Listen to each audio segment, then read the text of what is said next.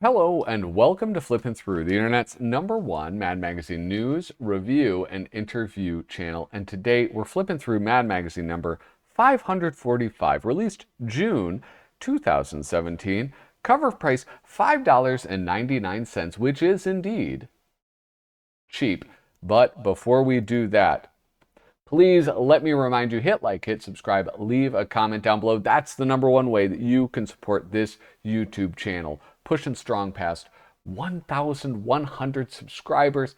We want to keep growing, and I can only do that with your support. So whether it's your first time here or 50th time, make sure that you have hit the subscribe button. Make sure you're still subscribed. If you want to support me in another way, patreon.com/flippinthrough. Link is down in the description. Go check that out. I have stickers and buttons and stencils, and you can choose to support me in whatever way you see fit. If you think that what I do is worth anything more than a like and a subscribe. So oh wait, I have to thank the people. I get to thank the people who support me now on Patreon. People like Joey Gesso, Reflection of Perfection, Misimo, Tom Richmond, David Strickler, Megan McInerney, Shane Buckley, Bobby Weigel, Cam Hayden, Rob Wilson, Rod Mead Sperry, Andrew Goldfarb, Casey Ori, and a Little Cozy Nostril. Thank you guys so much for your support, and I hope I can keep on earning it. With that, wrong button. Let's get into this. Where am I? Here am I. Remember, I'm going to give you a secret code. If you make it to the end of this video, and if you type the code, I'll know that you have watched the whole time. I might give it at any time in particular. Here we have Mad Magazine number 545. Ooh, we got some glare. Forgot about that. Need to get my 15-degree wedge for this. I don't know if you've watched this channel with any regularity. You know that when they get into the Trump stuff, I have such a hard time dealing with it. It's just not, it's not fun to read. This cover's cool. You know, it's like Alfred E. Neuman just mindlessly shoving his microphone into Donald Trump's face. It's funny. Look, you have Breitbart, CNN, CBS News, Fox News, and Russia Today. It's very amusing. I like this cover.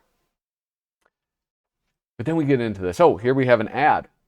Oh, I'm not hitting ad alert because this is a house ad. You got to allow house ads. Here we have the departments. What is that called? I forget. Table of contents. That's what it is called. Going in to here. This bummed me out. I mean, it happened a long time ago. It happened back in 2017. But it is remembering Jerry Gersten. And I want to take a moment right here because this is a little bit of a memoriam, an obituary that was written by John Ficarra. And Jerry Gersten, he talks about probably one of his most famous things in Mad Magazine. Back in '85, my then co-editor, Nick Meglin, and I were looking for new artists for Mad. The bar was high, beyond top talents. We were looking for artists with unique style. Craftsmen who would expand the boundaries of what was normally considered mad art. One day, I brought in a copy of the New York Times book review that contained a book club ad featuring terrific little caricatures of some of the world's greatest writers, such as Hemingway and Poe. What about this guy? I asked Nick. Oh, I know him. That's Jerry Gersten. He's a terrific artist. I interviewed him for my book, The Art of Humorous Illustration. We immediately put Jerry's name on our wish list. A few weeks later, Mad writer Frank Jacobs submitted a parody called The Raven, called The Reagan. Now, that wouldn't be Mad's nor Frank Jacobs' last parody of The Raven. They went to that well a lot. Spoofing then-President Ronald Reagan, Nick and I instantly saw this as an opportunity to work with Jerry and to give Mad a new look, something we ultimately came to refer to as an impact piece of art, instead of a stanza-by-stanza box layout, which was typical of Mad in that era. We ran the entire poem on one page and turned Jerry loose on the opposite page with a large single piece of art, and it worked beautifully. And it did. It absolutely did work beautifully. I actually found this piece right here. This is the poem part of it. And so you can see it is different, exactly what John Ficar was talking about. It's printed like a poem would be printed in a magazine. And here you can see the beak poking out of, and that belongs to Mr. Ronald Reagan. There you go. I mean, his style, Jerry Gersten's style, it's awesome. I really like it. I tend to really enjoy this style of artwork. It's kind of like, kind of reminds me of, who's the guy I like? I can't even remember the guy I like. I just like this style of artwork, and I think it's beautiful, and I think it works as an impact piece, and it sells the poem incredibly, incredibly well, and it sort of elevates it.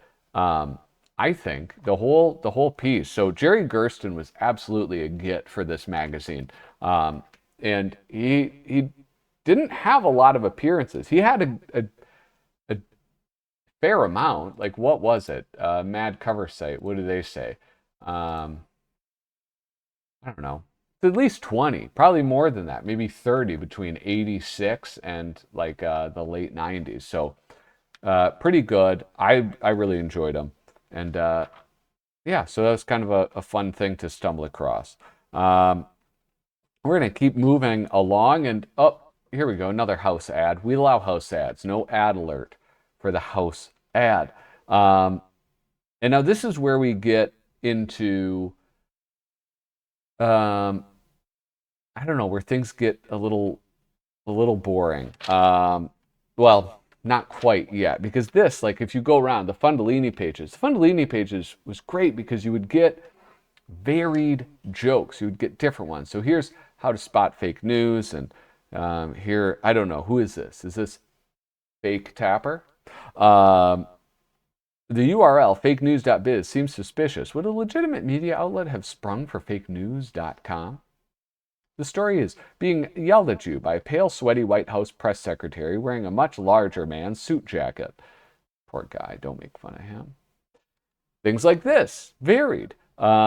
McDonald's, truthful versions of McDonald's Big Mac ad, or things El Chapo learned while in New York City.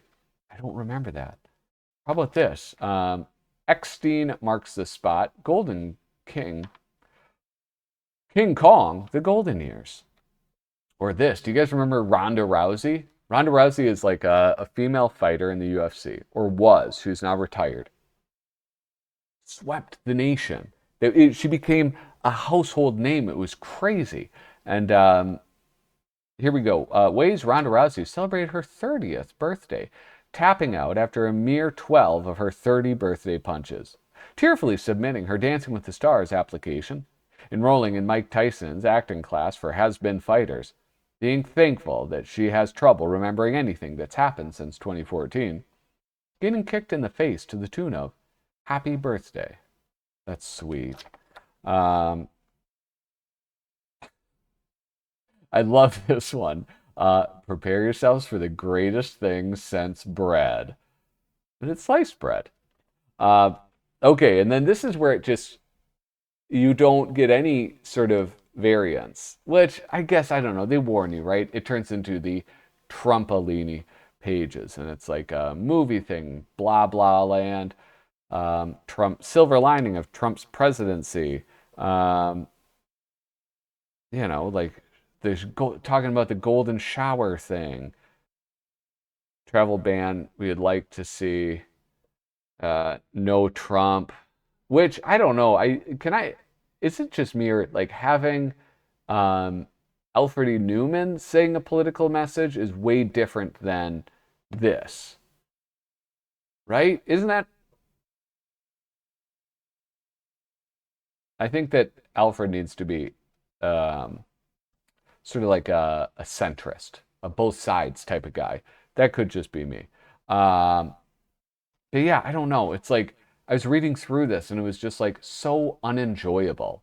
And it's I think what's unenjoyable about it is that it's just sort of like this was all media then, and now all media once again, where it was just non-stop things to like get people riled up. Like, I don't think even people who are against Trump are going to read this they're going to be like, that's not going to make them happy. I don't think. It's just going to be, yeah, you know what? That reminds me. That is why I hate him. And then people who love Trump, it's not going to make them happy. So do you want, I don't know. I don't know, guys. I hate politics. Unless I'm talking about them.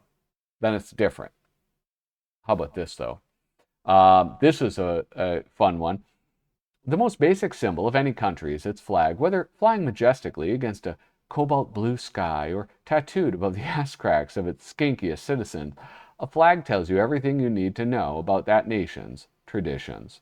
Here we go. Canada. Living in Canada is as interesting as watching leaves grow. Ooh, Ukraine. It's just the craziest coincidence. Vladimir Putin's two favorite colors are blue and yellow. Now this is preceding. I know that this is happening after they took over the Crimean Peninsula, but before the latest invasion. So I'm kind of curious what that joke means. Did MAD call it? Somalia, this drought-prone war zone, gets just 1 star on TripAdvisor. Of the 4,548 stars visible to the naked eye, only 5 can still be seen. China's soupy, polluted skies. Oh, this is beautiful. Kiribati. That's a cool flag. Kiribati, after another decade of relentless global warming, this tiny Pacific island nation will only have 1 remaining citizen who can keep his head above the water. Switzerland, Swiss bankers will happily launder Nazi money, plus drug cartel money, plus terrorist money, plus corporate tax evasion money, plus, that is true, Switzerland was not neutral, okay? They just did business with both sides. They were involved in the war. And here we have Starbore's Snorer.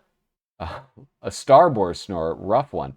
And this is, out of all of the new Star Wars movies, I do have to say, this is the best out of all of the new ones. George Lucas, what are you doing here? Observing all the death and mayhem. Man, this is bleak. Why are you smiling? Because after this relentless slaughterfest, no one will ever say that Episode 3 is the most depressing Star Wars movie ever. And I'll tell you what, I used to be a prequel hater. The sequels got me loving the prequels. That's all I'm going to say. And then I saw this ad for The Acolyte. And these women are doing karate like it's the Matrix. What was that? What's that all about? Not a fan of that. Is this a self-insert of Tom Richmond? Looks like Tom Richmond drew a picture of himself. I think him and that actor, I forget who that actor's name is. They actually do kind of look alike. All right, here we have another ad. You know what, guys? I'm going to call it. This is an ad alert. This is an ad alert because it's Magster. That's not a house ad. They're sending you to another corporation to buy their magazine. That's different. Here we have Sergio Aragones, a mad look at YouTube. If you're watching right now, the secret comment, do this comment, and that'll tell me that you watched. The secret comment is, remote marble. That's what it is. Remote marble. You know where I got that idea? The remote and the marble that are on my desk. I'm a genius. All right, let's zoom in on some of these. Let's admire this mad look at.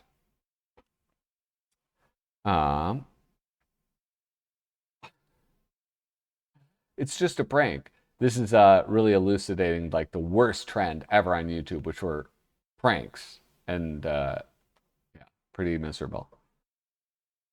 This is what's interesting about this is it's one of the few mad look-ats where there's word bubbles.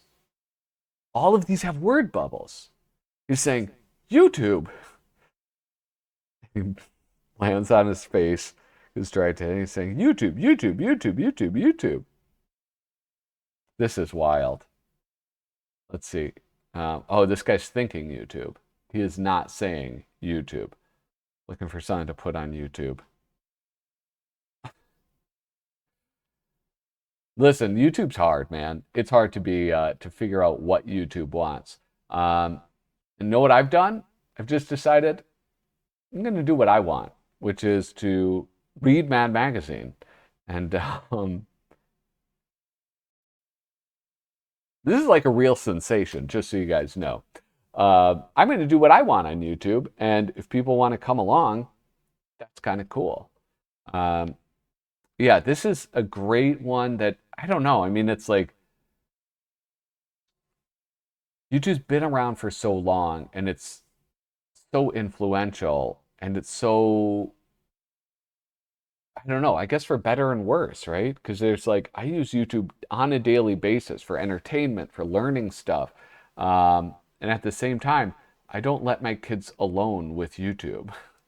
YouTube is like that really, I don't want to use the metaphor. I don't want to use the metaphor that I was going to use. He's like, YouTube is like the type of person you meet that's like really helpful and has all kinds of skills, but you just wouldn't let be around your kids for too long. You're like, all right, guys, we gotta get going. Let's leave YouTube's house, okay? Anyway, that's my metaphor, and I'm sticking to it. And this is probably the most relatable. Dude's like, well, it'll cost $2. He goes on YouTube, he buys the tools, and he doubles his losses. Probably a little bit more than doubles his losses because he has to pay for the tools as well. This is another thing where it's just like, again, I don't know.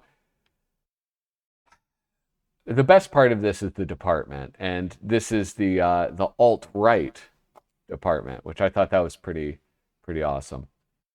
So it's like, you know, what is the No David is the book that is pretty famous. It's just about this shitty kid who has shitty parents that don't know how to handle a child's behavior, and basically it's just all just things about Donald. It's just Donald Trump, and it's. I mean, I'm pretty sure at that point it's like sort of kind of jokes that were just played out, even like when this was published. And now they're just sort of like especially played out, or, you know, I don't know. Although, again, did Mad Magazine call it? Because he was impeached. Mad Magazine. Oh, here's another one, a fake ad. But it's about Trump. And I don't know. Is it getting tiring to hear me complaining about it? Well, now you know how I feel when every time I turn the page, it is it's another joke about Trump. Here we have Duck Edwing, DOA. Let's zoom in on this. These are always fun. And it's like you never, I don't know, never, not, that's not the phrase I want, but sometimes you wouldn't, it was rarer to get these like multi-page spreads of Duck Edwing. So I'm glad that they reprinted this. And they reprinted this as part of the Mad Vault, which again, if Mad Magazine ever like comes back into doing new stuff, new material, I hope they resurrect the Mad Vault as well, because I think it's worthwhile. Oh, dang. Oh my God. This is crazy. I gotta send this to Kyle Bridget. This is some mad nudity. He loves those mad nudes. Hold on, let me take a picture of this. All right, I got a picture for him. Here we have the very talented Peter Kuper doing his Spy versus Spy. By this time, having made the shift into color, he was working all black and white with like airbrushes and stencils. And after that, I don't know what he was doing, but he maintained that kind of look. But I think he was doing it in a much faster way. And it's beautiful. One of my favorite things is when he would do, I mean, this is like 4 different comics, right? You have this is a gag, another gag, another gag, and another gag. I really, really enjoy that. I think it's so cool and creative. And I think that Spy versus Spy is just perfect for that type of thing. Another house ad. They're dodging a lot of bullets here. MAD's quick and easy office exercises. This is a MAD healthy living poster. Let's zoom in on this. I skip over so much that, like, now there's nothing. Here's the stand and stretch. Stand and stench is more like it. Stand on your office desk and stretch your arms downward towards your computer keyboard. Type the phrase, "The quick brown fox jumped over the moon" 10 times. What? No, lazy dog. If you can't reach the keyboard, try typing with your toes. Here, quick side jumps. Crouch down and then leap up as far as possible to your right. Crouch down and leap up as far as possible to your left. Always be sure to do this exercise away from office windows. So it's just like dumb little office exercises that you can do, and people are dying in them, which I think is fun. Don't get me wrong. I think that accidental, what is that if you kill yourself by accident? What is that called? Leave that in a comment. Tell me what accidental suicide is called.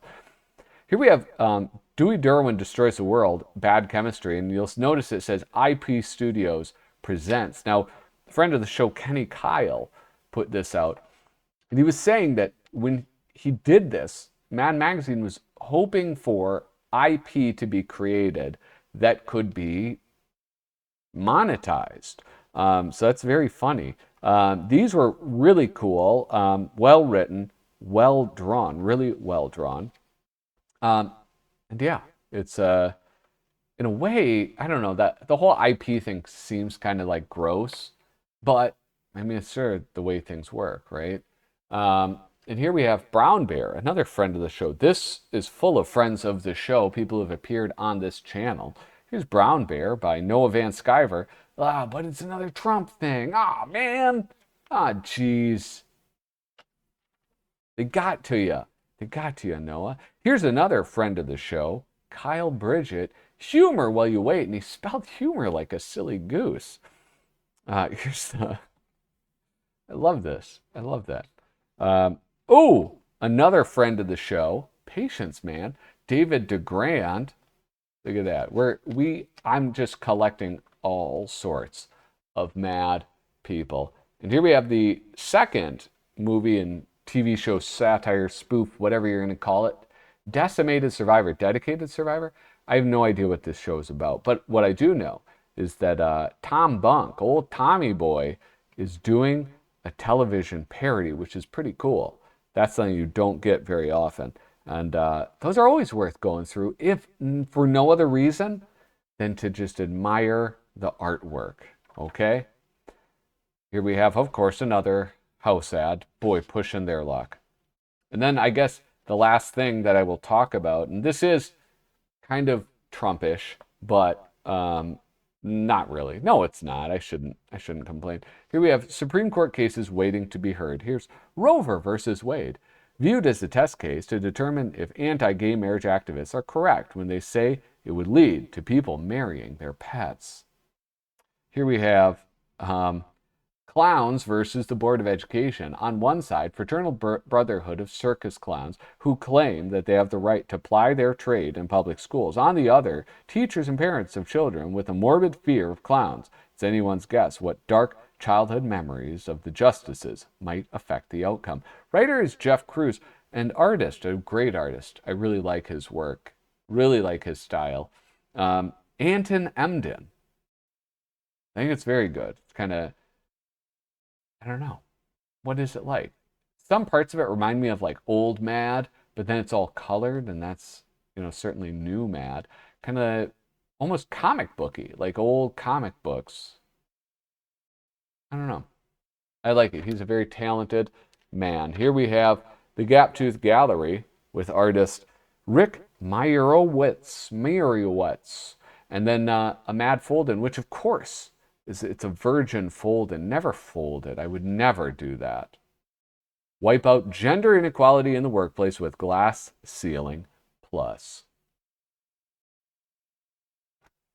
Here we go. That was Mad Magazine number 545. Make sure you guys hit like, hit subscribe, leave a comment down below. Thank you so much for watching. Toodaloo.